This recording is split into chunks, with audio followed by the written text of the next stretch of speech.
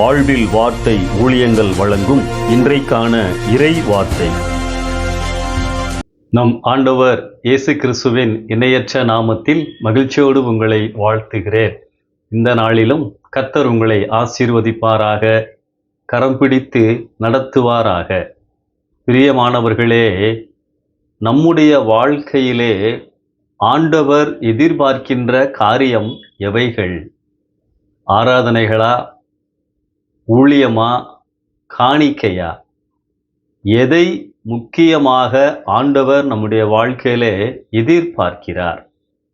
உபாகமம் 6ஆம் அதிகாரம் 5ஆம் வசனத்திலே, உன் முழு இருதயத்தோடும், உன் முழு ஆத்துமாவோடும், உன் முழு பலத்தோடும் என்னிடத்தில் அன்பு கூறுவாயாக.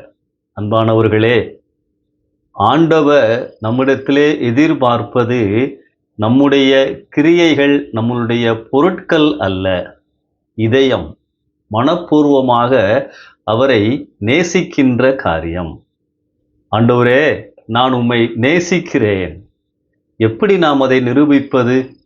ஆண்டவர் அவர் நம்மை நேசிப்பதை அழகாய் நிரூபித்திருக்கின்றார். ரோமர் 5ஆம் அதிகாரம் 8ஆம் வசனத்திலே, நாம் பாவிகளாய் இருக்கையில் கிறிஸ்து நமக்காக மரித்ததினாலே தேவன் நம்மேல் வைத்த அன்பை விளங்க பண்ணினார்.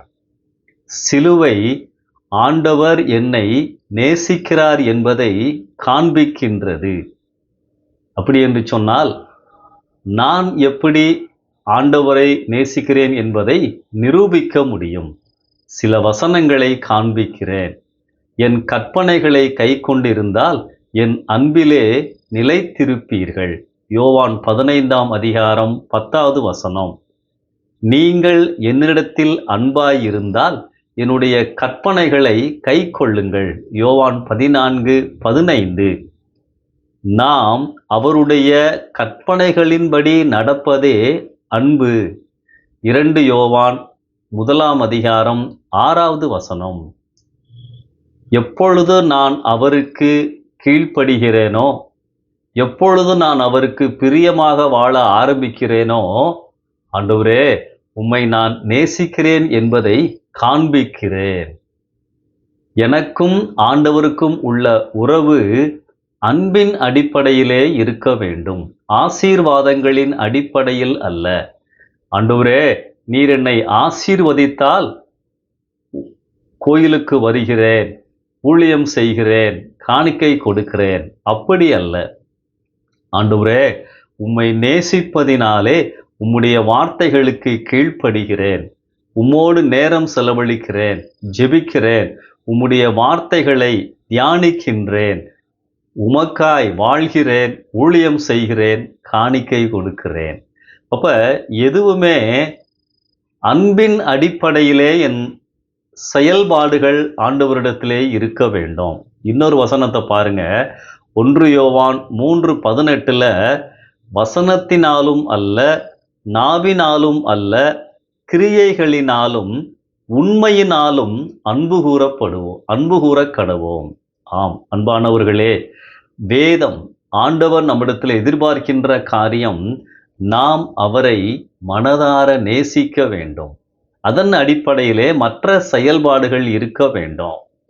பவுல் கொரிந்தியருக்கு பல காரியங்களை எழுதிவிட்டு கடைசியிலே ஒரு எச்சரிப்பான வசனத்தை எழுதுகின்றார். 1 கொரிந்தியர் 16ஆம் அதிகாரம் 22ஆம் வசனத்திலே, இயேசு கிறிஸ்துவனிடத்திலே அன்பு கூறாமல் போனால் அவன் சபிக்கப்பட்டவனாய் இருக்க கடவன். என்ன அர்த்தம்? ஆண்டவரை நேசிக்க வேண்டும் என்பதை முக்கியப்படுத்துவதற்காக இந்த ஒரு கடினமான வார்த்தைகளை பவுல் எழுதுகின்றார். ஆண்டவருடைய ஆசீர்வாதங்களை பெற்றுக்கொள்வதற்கு நான் தகுதியை இழந்து விடுவேன். மனப்பூர்வமான அன்பு, மனப்பூர்வமான கீழ்ப்படிதல். யோசிச்சு பாருங்க, நீங்கள் யாரையாவது நேசித்தால் அவருக்கு பிரியமாக வாழ முயற்சி செய்வீர்கள், அவருடைய வார்த்தைகளுக்கு கட்டுப்படுவீர்கள், கீழ்ப்படுவீர்கள். இதைத்தான் ஆண்டவர் நம்மிடத்திலே எதிர்பார்க்கிறார். ஆண்டவரே, உம்மை நான் நேசிக்கிறேன், எனவே உம்முடைய விருப்பத்தின்படி வாழ்கிறேன். உம்முடைய வார்த்தைகளுக்கு கீழ்ப்படுகிறேன். வாழ்நாள் முழுவதும் கீழ்ப்படிந்து கொண்டே இருப்பேன். நேற்றைக்கு உங்களை வழிநடத்தின ஆண்டவர் இன்றைக்கும் உங்களை வழிநடத்துவார். தேவைகளை சந்திப்பார். நம்பிக்கையோடு இந்த புதிய நாளை ஆரம்பியுங்கள். ஆமென்.